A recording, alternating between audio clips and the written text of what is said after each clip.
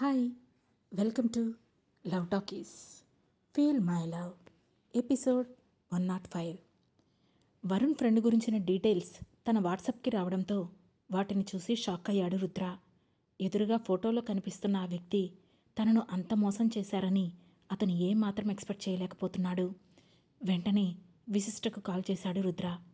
అప్పటికే ఫుల్ డిస్టర్బ్గా ఉన్న విశిష్ట అతని ఫోన్ లిఫ్ట్ చేసి హలో బావా అని నీరసంగా అంది. ఆమె వాయిస్లో తగ్గిన బేస్ని గుర్తించిన రుద్ర ఏమైంది, అలా ఉన్నావు, అంతా ఓకేనా అని అడిగాడు.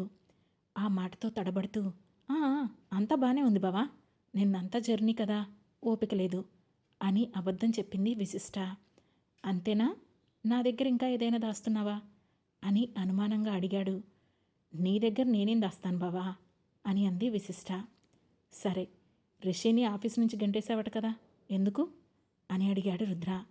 ఆ ప్రశ్న విన్న విశిష్ట ఈ వేస్ట్ ఫీలో అప్పుడే బావకి చెప్పేశాడు అని మనసులోనే అనుకొని, తన బిహేవియర్ నాకేం నచ్చలేదు బావా, అందుకే వెళ్ళిపోమని చెప్పాను.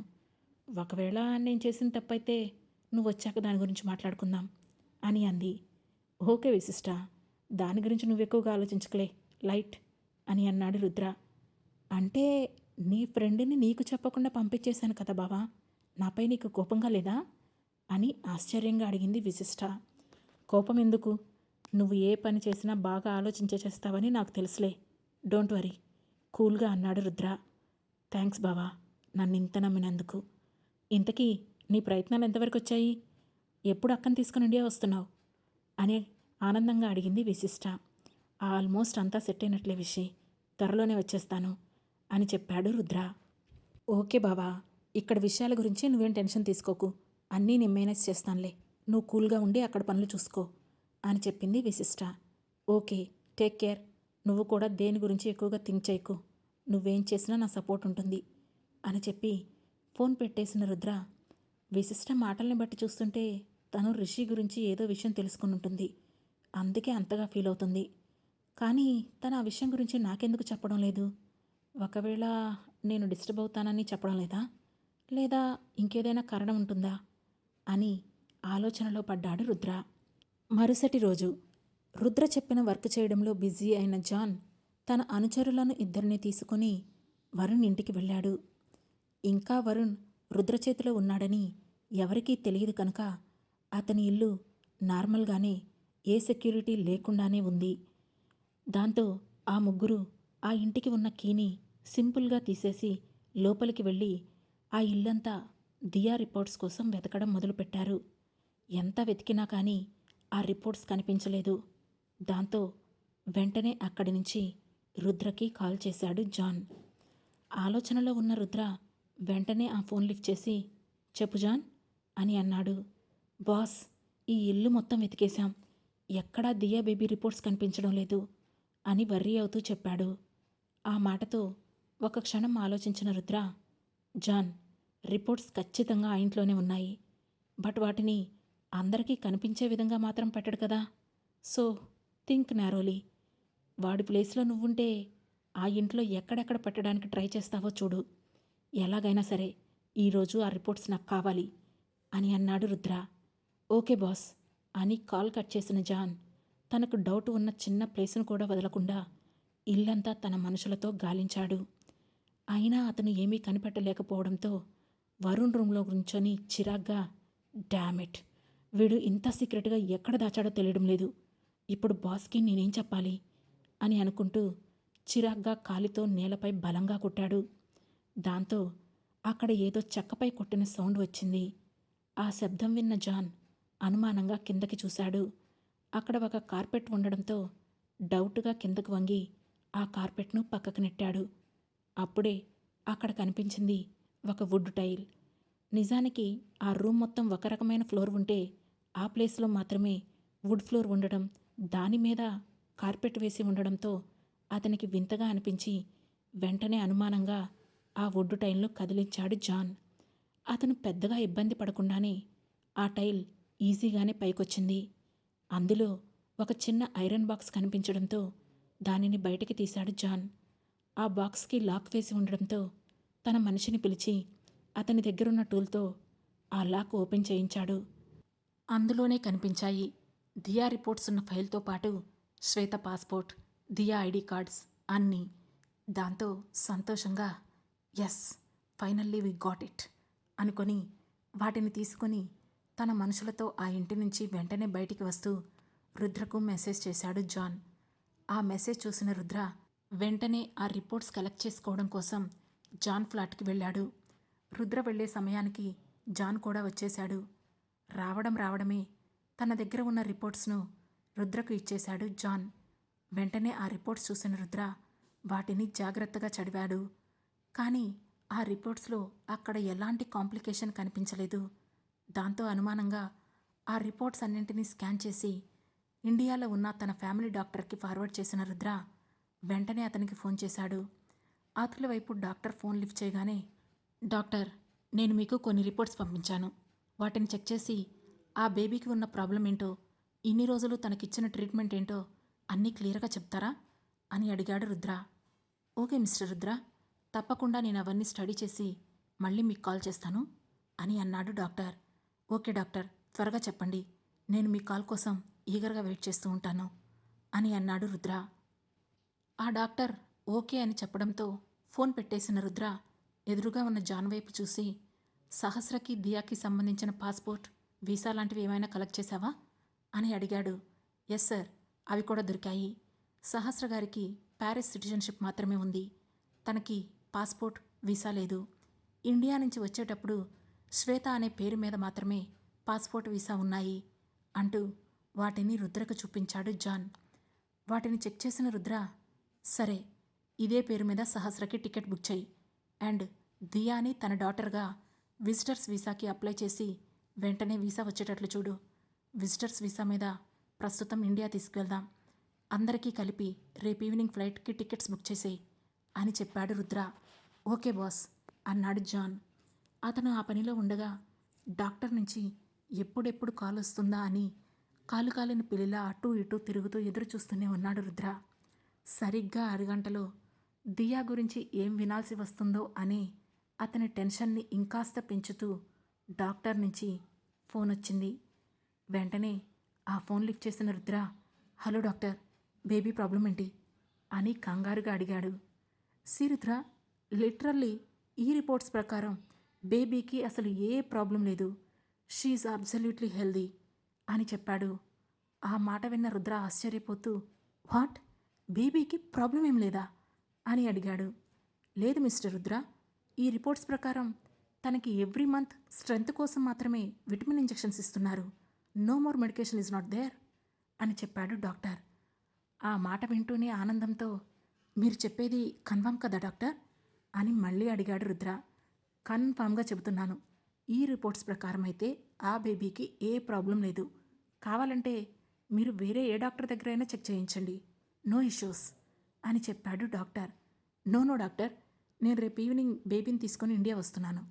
ఆ తర్వాత రోజు మన హాస్పిటల్లోనే మళ్ళీ ఒకసారి తనకి చెకప్ చేపిద్దాం అని చెప్పి ఫోన్ పెట్టేసిన రుద్రకి తృప్తిగా అనిపించింది. కానీ అంతలోనే ఏదో గుర్తు రావడంతో కోపంగా బయలుదేరి హడావుడిగా ఇంటికి వెళ్ళిన రుద్ర డైరెక్ట్గా సహస్ర దగ్గరికి వెళ్ళాడు. అప్పుడే నిద్రలేచి బెడ్పై కూర్చొని రుద్ర గురించి, దియా గురించి ఆలోచిస్తూ ఉంది సహస్ర. రుద్ర నేరుగా ఆమె దగ్గరికి వెళ్ళి సూటిగా చూస్తూ, సహస్ర, ఒక విషయం క్లియర్గా చెప్పు, దియాకి హెల్త్ ప్రాబ్లం ఉందని నీకెప్పుడు తెలిసింది అని అడిగాడు రుద్ర. ఆ మాట విని బ్లైండ్గా రుద్రనే చూస్తూ ఉండిపోయింది సహస్ర. దాంతో విసుక్కుంటూ, చూడు సహస్ర, ఇప్పుడు గనక నువ్వు సరైన ఆన్సర్ చెప్పకపోతే ఇక నాకు కోపం వచ్చేస్తుంది. ఆ తర్వాత ఏం చేస్తానో నాకే తెలీదు.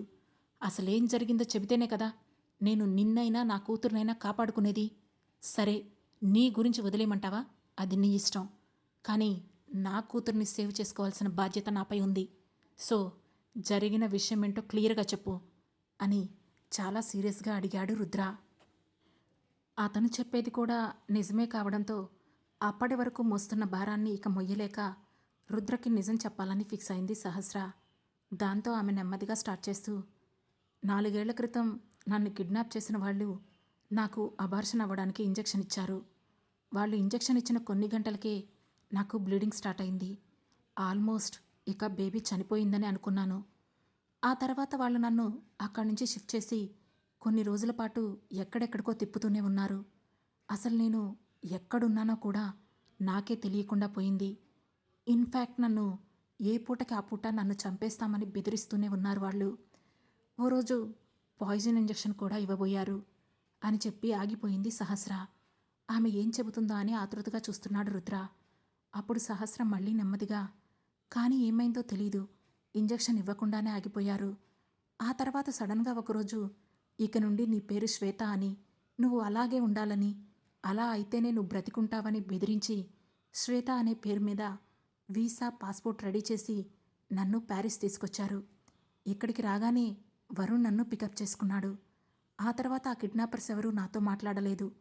నేను వరుణ్తోనే ఉండాల్సొచ్చింది. అతను మొదట్లో నాతో చాలా ఫ్రెండ్లీగా ఉండేవాడు. నా లైఫ్ను నాకు వదిలేశాడు.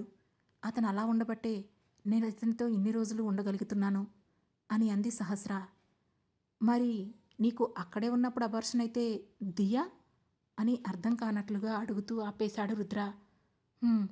అదే విషయం నాకు కూడా అర్థం కాలేదు. వాళ్ళిచ్చిన టాబ్లెట్కి నా కడుపులో బిడ్డ చనిపోయిందని అనుకున్నాను. కానీ ఇక్కడికి వచ్చాక ఒక నెలకి నా హెల్త్ అబ్నార్మల్గా ఉండడంతో డౌట్ వచ్చి వరుణ్తో సహా హాస్పిటల్కి వెళ్ళాను. అప్పుడే తెలిసింది నాకు అబార్షన్ కాలేదని, నా కడుపులో బేబీ సేఫ్గానే ఉందని డాక్టర్ చెప్పారు. ఆ మాట విన్న నాకు చాలా హ్యాపీగా అనిపించింది. ఎంతో ఇష్టంగా ఆ బిడ్డను మోశాను. అంతే ఇష్టంగా దియాను కన్నాను. కానీ దియా పుట్టిన తర్వాత డాక్టర్ చెప్పిన మాటలతో నా గుండె ఆగినంత పనయింది అని అంది సహస్ర. ఏమైంది? డాక్టర్ ఏం చెప్పారు అని ఆతృతగా అడిగాడు రుద్ర. బేబీ కడుపులో ఉన్నప్పుడు వాళ్ళు నాకు ఇచ్చిన టాబ్లెట్స్ అండ్ ఇంజెక్షన్స్ వల్ల బేబీ హెల్త్పై ఎఫెక్ట్ పడిందని, దియా బ్రెయిన్లో మైనర్ ప్రాబ్లం ఉందని, తనకి 5 years కంప్లీట్ అయిన తర్వాత ఆపరేషన్ చేయాల్సి ఉంటుందని, అప్పటి వరకు ఎవ్రీ మంత్ ఖచ్చితంగా తాను పుట్టిన డేట్న ఇంజెక్షన్ చేయించాలని డాక్టర్ చెప్పారు. అప్పటి నుంచి ఎవ్రీ మంత్ ఖచ్చితంగా దియా పుట్టిన డేట్కి హాస్పిటల్కి వెళ్ళి తనకు ఇంజెక్షన్ చేయిస్తూనే ఉన్నాను. ఒకసారి నేను దియా రిపోర్ట్స్ కోసం వెతకడం వల్ల వరుణ్ కోపంతో దియాకు వ్యాక్సిన్ వేయించలేదు. దాంతో మరుసటి రోజు దియా కళ్ళు తిరిగి పడిపోయింది. అప్పుడు నేను చాలా భయపడిపోయాను. అది మొదలు నేను వరుణ్కి ఎప్పుడూ ఎదురు చెప్పలేదు. నిజం చెప్పాలంటే వరుణ్ ఏం చేసినా ఎలా చేసినా నేను ప్యారిస్లో దియాతో సంతోషంగా ఉన్నానంటే అందుకు అతని సపోర్టే కారణం. బేబీ పుట్టాక నేను వరుణ్ మీద ఆధారపడకుండా ఉండడానికి అతని హెల్ప్తోనే జాబ్ కూడా జాయిన్ అయ్యాను అని చెప్పింది సహస్ర. ఆమె చెప్పిందంతా విని, అంటే ఏంటి, ఇప్పుడు ఆ వరుణ్ గాడు గుడ్ బాయ్ అని చెప్పబోతున్నావా? వాడిని వదిలేయమంటావా అని అడిగాడు రుద్ర. అంటే అది అని నసిగింది సహస్ర. దాంతో ఒక్కసారిగా రుద్ర సీరియస్ అవుతూ, అసలు నువ్వు ఇంత ఫూలిష్గా ఎలా ఉన్నావు సహస్ర? అందుకే వాడు నీతో ఎలా ఆడుకున్నాడు అని అన్నాడు. నువ్వేమంటున్నావు అర్థం కానట్లుగా అడిగింది సహస్ర. అసలు దియాకి ఎలాంటి హెల్త్ ప్రాబ్లం లేదు. తను చాలా హెల్దీగా ఉంది. కానీ వాడు ఇన్ని రోజులు దియాకు ప్రాబ్లం ఉందని చెప్పి నిన్ను కంట్రోల్ చేశాడు అని చెప్పాడు రుద్ర.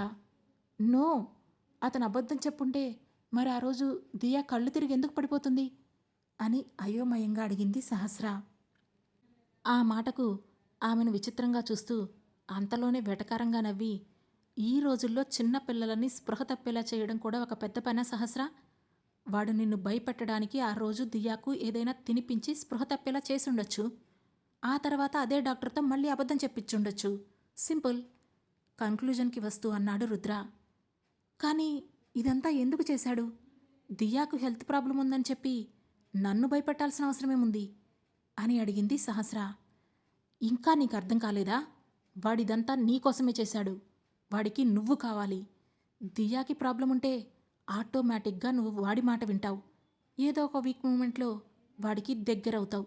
అందుకే అసలు ప్రాబ్లమే లేని చోట ప్రాబ్లంని క్రియేట్ చేసి నెల నెల దియాకి విటమిన్ ఇంజెక్షన్లు వేయిస్తూ నీకు మాత్రం పెద్ద వ్యాక్సిన్ వేయిస్తున్నట్టు బిల్డప్ ఇచ్చాడు. అంతేకాదు, నీకు తెలియకుండా వాడు దియాని కూడా ఏదో ఇబ్బంది పెట్టాడు. అందుకే తను ఇన్ని రోజులు పెంచిన వాడి దగ్గరికి వెళ్ళడానికి ఇష్టపడటం లేదు. ఈ మాత్రం కూడా ఆలోచించకుండా ఇంత పిచ్చిదన్లా ఎలా ఉన్నావు అని అన్నాడు రుద్ర. దాంతో సహస్రకు అంతా అయోమయంగా అనిపించి ఒక క్షణం పాటు ఏం మాట్లాడలేకపోయింది. అప్పుడు రుద్ర కొంచెం సీరియస్గా చూస్తూ, చూడు సహస్ర, జరిగిందంతా విన్నాను. రేపు ఈవినింగ్ నేను ఇండియాకి టికెట్స్ బుక్ చేస్తున్నాను. నాతో రావాలా వద్దా అనేది నువ్వే డిసైడ్ చేసుకో. మాతో పాటు వచ్చి ఆంటీ దియాని చూసుకుంటావా, లేదంటే ఇక్కడే ఉండి ఆ వరుణ్ గడి జపం చేసుకుంటావా అనేది పూర్తిగా నీ ఇష్టం. ఇక నేను నీ గురించి పట్టించుకోవాలనుకోవడం లేదు అని కోపంగా చెప్పి అక్కడి నుంచి లేచి వెళ్ళిపోయాడు రుద్ర. అతను వెళ్ళిన వైపే అయోమయంగా చూస్తూ, ఏంటి, నేను రాకపోవడం రావడం నా ఇష్టమా? అంటే నన్ను వదిలేస్తున్నాడా?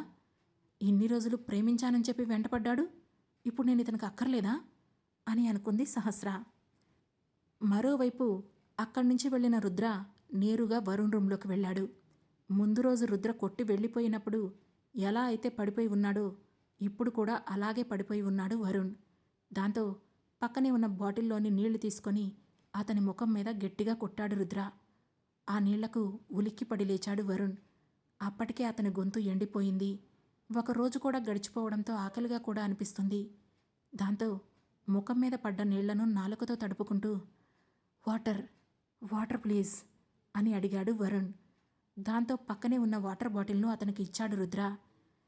దాంతో ఆత్రంగా ఆ నీళ్ల బాటిల్ మొత్తం తాగేసిన వరుణ్ ఎదురుగా ఉన్న రుద్రవైపు చూసి, నన్ను కొట్టకు రుద్ర, ప్లీజ్ నన్ను వదిలేసేయ్, నీకేం కావాలో చెప్పు, ఆ ఇన్ఫర్మేషన్ మొత్తం ఇస్తాను అని అన్నాడు.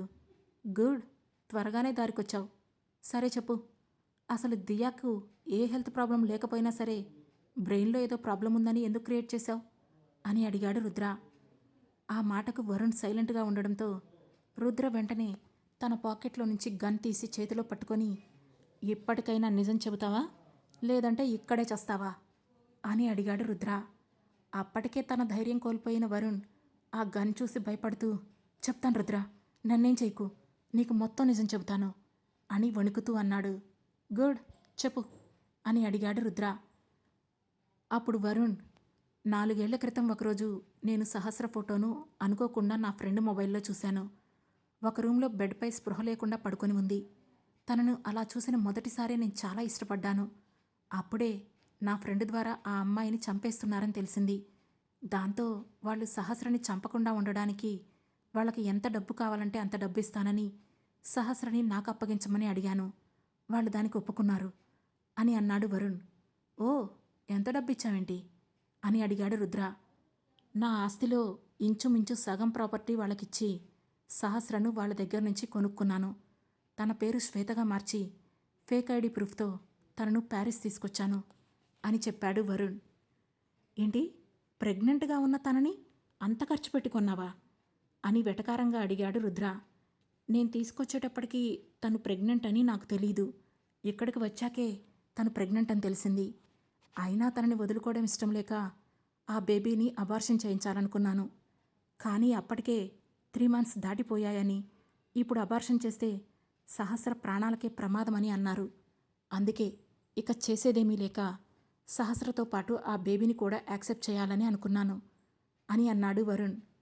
పర్వాలేదు, ఇక్కడి వరకు నువ్వు నాకు ఎక్కడా విలన్గా కనిపించలేదు. మరి దియా విషయంలో ఎందుకు అబద్ధం చెప్పావు అని అడిగాడు రుద్ర.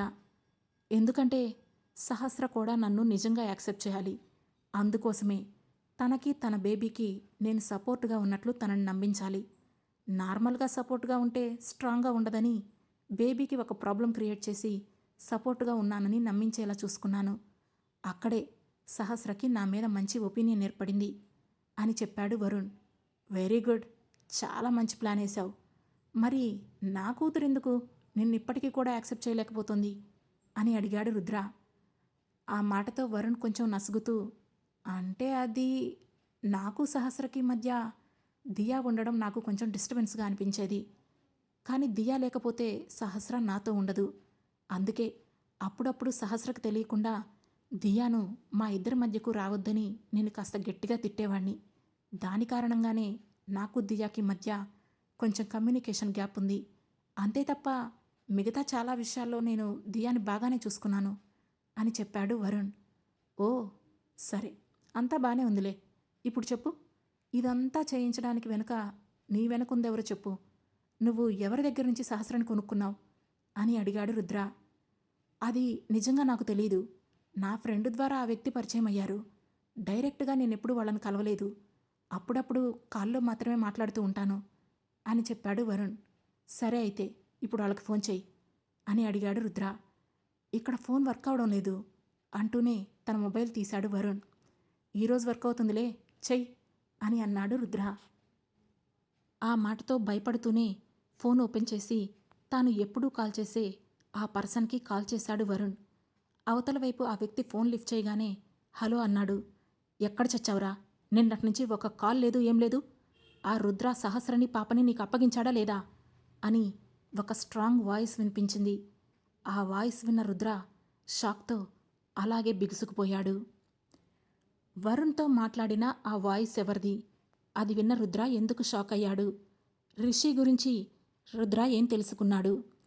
ఉత్కంఠభరితమైన ఈ ప్రశ్నలకు సమాధానాలు తెలుసుకోవాలంటే వెంటనే మా లవ్ టాకీస్ ఛానల్ను సబ్స్క్రైబ్ చేసుకొని ఫీల్ మై లవ్లోని నెక్స్ట్ ఎపిసోడ్ను వినండి. మా ఈ కథ మీకు నచ్చినట్లయితే లైక్ చేసి షేర్ చేసి కామెంట్స్ చేసి అలాగే హై పాయింట్స్ కూడా ఇచ్చి మమ్మల్ని సపోర్ట్ చేయండి. Thank you. Thanks for watching.